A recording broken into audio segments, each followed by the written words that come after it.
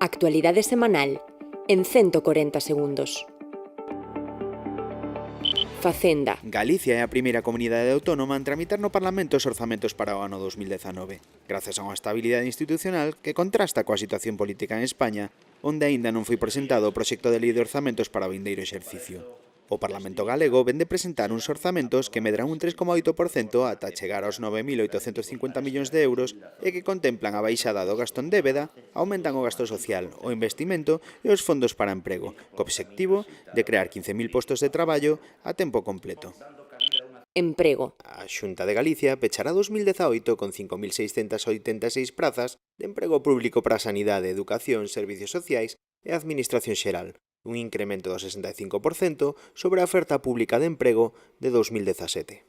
Esta oferta que vamos a realizar no ano 2018 é a maior oferta dos últimos 10 anos, dende o ano 2008, e en total sacamos a oferta pública de emprego 5.686 prazas da sanidade pública, da educación pública, dos servicios sociais e da administración xeral. Industria. O polo aeroespacial de Rozas segue medrando e consolidándose con 3 novos proxectos que suporan un investimento público-privado de 14 millóns de euros. Feijóo avanzou esta semana que a empresa de referencia internacional Boeing desenvolverá unha solución para regular o tráfico aéreo e xestionar escenarios singulares onde concorran aeronaves tripuladas e non tripuladas. Deste xeito, o proxecto aeronáutico radicado na provincia de Lugo consolida a súa proxección internacional. Actualidade. As mulleres do PPDG exixeron a voceira do BNG, Ana Pontón, unha desculpa por vencellar ao Partido Popular como a nada.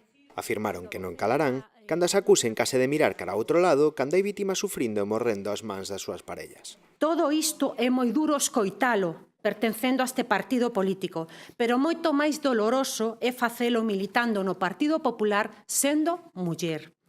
Espero que a voceira do Bloque Nacionalista Galego recapacite e matice ou retire esas declaracións.